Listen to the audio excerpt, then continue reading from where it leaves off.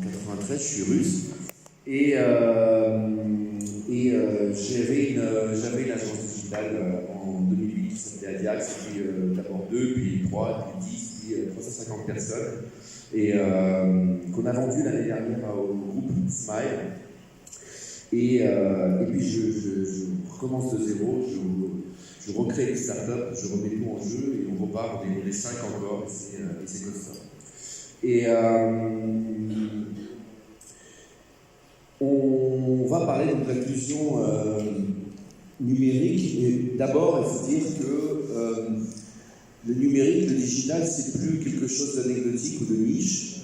Le digital a déjà avalé le monde. Vous voyez quelques logos ici, à droite, à gauche.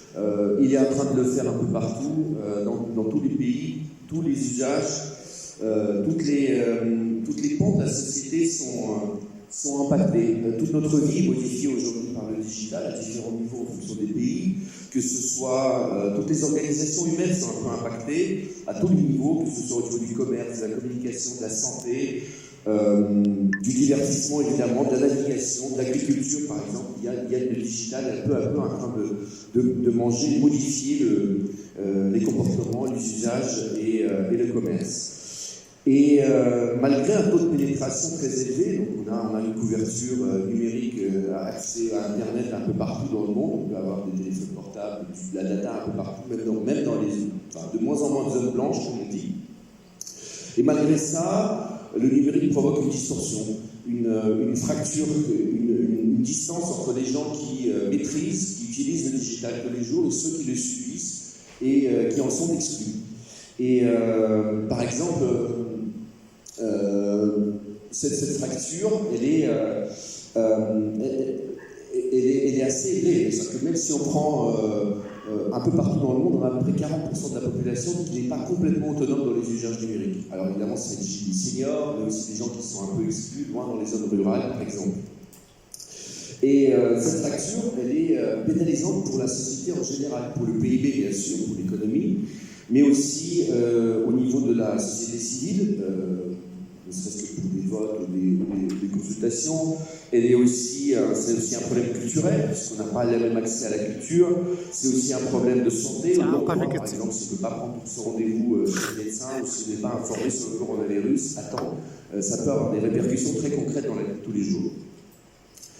Et puis, donc pas étonnant si on revient dans le monde du digital que par exemple il manque de profils partout dans le monde. Ça c'est des exemples sur certains nombres de profils où il y a des manques flagrants pour tous les acteurs du digital qu'on n'arrive pas à recruter par exemple dans ce qui me concerne.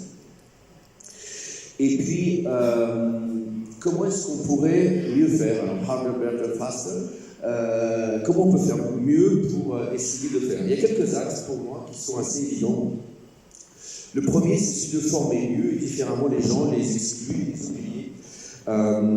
Les circuits classiques des grandes écoles, des universités, ça suffit plus. On le voit, ça existe, ça marche, mais c'est pas suffisant.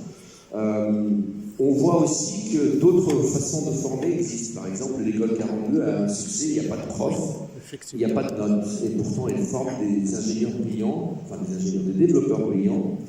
Et c'est un travail à mener de main dans la main entre l'État, bien entendu, et le secteur privé aussi. Aller chercher les jeunes là où ils sont, et les moins jeunes aussi, dans les quartiers difficiles, défavorisés, peut-être dans les zones rurales. Je vais donner un exemple, deux exemples. Quand j'avais mon agence, devant moi arrive un jeune qui parle avec un fort accent, et qui se trouve être un enfant soldat du Congo. Personne n'a pris jusqu'à présent, tout le monde l'a refusé. Il n'était pas, il n'y avait pas de costume, rien. Je le prends immédiatement, 2 ans après, seulement 2 ans après, c'est un garçon qui gérait tout seul une équipe de 30 personnes et un budget annuel de 2 millions d'euros. Il gérait mieux que n'importe quel autre consultant. Parce qu'il avait la rage, parce qu'il avait envie de réussir, parce qu'il a passé par... Quand on est arrivé de là-bas jusqu'à ici, et ben forcément, on est beaucoup plus adapté que peut-être ceux qui ont fait les grandes écoles dans le confort de bâtiments cossus. Une autre façon de faire, c'est aussi recruter différemment. Ça veut dire la formation simple ne suffit pas. L'organisation des entreprises doit aussi changer. On doit peut-être réfléchir pourquoi est-ce que les jeunes ils préfèrent travailler chez Facebook plutôt que dans une grande corporation. Comment est-ce qu'on peut changer un peu les grandes entreprises aussi pour inclure des profils différents, pas forcément ceux sortis des grandes écoles, ceux qui parlent parfaitement anglais et ceux qui ont été formés dans les universités, les meilleurs lycées. C'est d'abaisser aussi les hiérarchies. Dire, j'ai une structure plus horizontale. Créer peut-être des structures qui changent un peu le processus de recrutement. On va dire, peut-être que ce jeune-là qui s'exprime mal, qui ne parle pas très bien anglais, peut-être qu'il n'est pas arrivé en costume en basket, ça sera peut-être lui qui sera plus loyal, plus motivé et plus fort à travailler chez nous. Et une autre façon donc des profils atypiques, des gens qui ont des choses différentes. Une autre façon de faire, c'est risquer un peu plus. L'inclusion, ça passe aussi le business. On a formé des gens, on a réussi à recruter des profils peut-être un peu typiques, on est allé les chercher partout, mais il faut aussi inclure, au niveau du business, il faut que ça change un peu. Il faut que les appels d'offres, par exemple, soient ouverts à des jeunes pousses, à des startups. Il faut que parce que la saine concurrence est les clés pour la réussite globale du pays, de l'économie. S'il n'y a pas de concurrence, moi je suis russe, je sais ce que c'est l'absence de concurrence. C'est un pays pourtant très riche, très grand, là aussi. Eh bien, c'est un pays qui est très en retard parce qu'il n'y a pas de concurrence. Les appels d'offres sont souvent attribués par complaisance. C'est clé aussi pour il faut que les grands groupes aussi et les administrations doivent aussi simplifier l'accès à ces appels d'offres.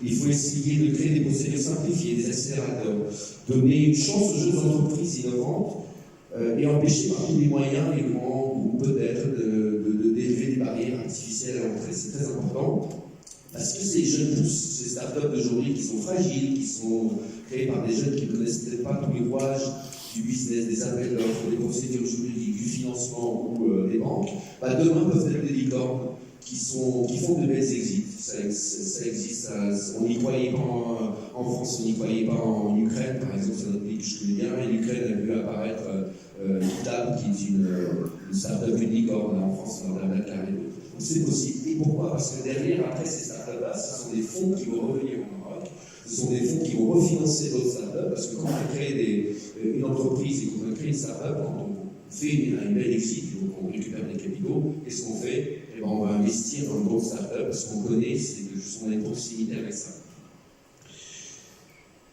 Et puis,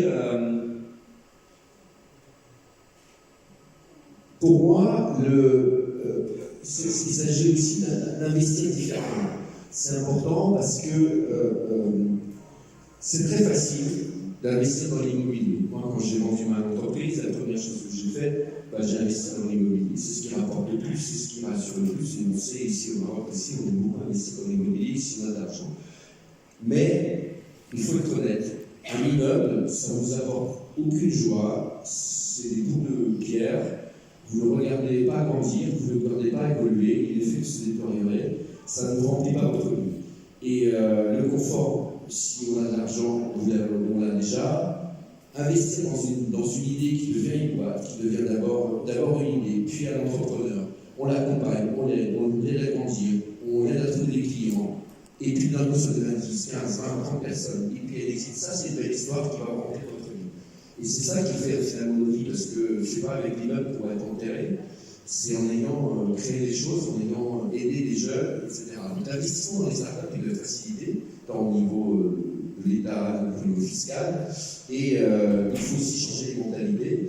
Il faut que les gens qui réussissent, qui ont de l'argent pour investir, n'investissent non pas forcément dans la pierre, dans des restaurants ou des hôtels, mais peut-être dans des startups, prenant le risque, et surtout non pas seulement en prenant le risque en laissant, voilà, j'ai donné l'argent, vas-y maintenant, mais en l'accompagnant, parce qu'il faut aider aussi un jeune entrepreneur. Moi, j'ai commencé il y a 11 ans, je ne sais pas ce que c'est qu'un crédit, je ne sais pas ce que c'est qu'un fonds de roulement, je ne sais pas ce que c'est forcément ce qu'on calcule sa marge, son BFR, etc.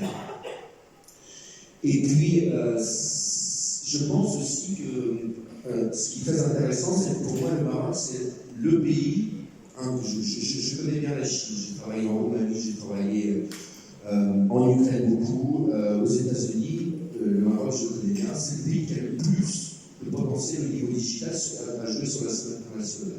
Les gens parlent plusieurs langues, on a des jeunes très talentueux, qui sont très impliqués, il y a beaucoup de possibilités et qui sont surtout aujourd'hui offertes avec le travail à distance par exemple. Le travail à distance, ça permet à faire deux choses. D'une part, ça permet pour des startups ou des entreprises simplement marocaines à travailler pour le monde entier. Il n'y a pas besoin de se déplacer aujourd'hui, on peut travailler simplement pour des Américains, des Allemands ou d'autres pays. Mais aussi pour des jeunes pousses marocaines à faire appel à des experts.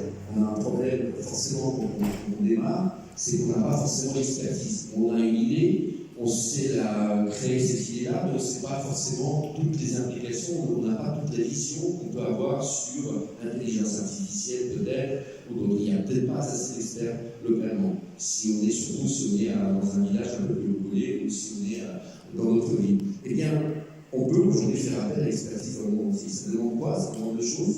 La capacité à faire entrer et sortir des fonds, l'aspect financier, l'échange financier avec l'étranger. Il faut qu'on puisse payer en dollars et recevoir des dollars, par exemple, très facilement. Mais aussi l'apprentissage de la langue anglaise. L'anglais est absolument clé pour pouvoir travailler avec le monde. Il faut que ce soit à tous les niveaux, prévu, inclus. Il faut que les jeunes soient formés, aidés en tout cas à être formés. Peut-être qu'ils peuvent se former tout seuls, mais il faut les aider. Et puis, enfin, le dernier point, l'inclusion. Ça passe aussi par la simplification et la réutilisation des outils. On ne peut pas rattraper Singapour, l'Allemagne ou les États-Unis si on doit réinventer la roue à chaque fois. Si on doit refaire le même chemin qu'eux ont fait depuis 50 ans, forcément ça va toujours 50 ans en retard. Par contre, donc, il faut utiliser, simplifier les outils, ça veut dire essayer de créer des plateformes ouvertes où les jeunes entreprises peuvent bénéficier de ce qu'ont fait les grands un peu partout dans le monde. C'est un peu ce que je suis en train de faire avec le startup, créer une plateforme de réutilisation du monde de composants logiciels qui permet, par exemple, à un jeune qui a une idée, qui a créé quelque chose à Fès, de le vendre à des startups ou à des entreprises en Allemagne, aux États-Unis. La réutilisation, la simplification d'outils pour ne pas refaire comme on faisait avant, faire plus simplement, plus rapidement, en réutilisant et en partageant le travail qu'on a fait, le réseau, par exemple, c'est un des leviers. Voilà, je me suis laissé parole aux autres. Et puis, n'hésitez pas à nous suivre. On est une jeune startup, on est maintenant que 10. Donc, parlez-en autour de vous, c'est important. Merci beaucoup. Merci à vous aussi.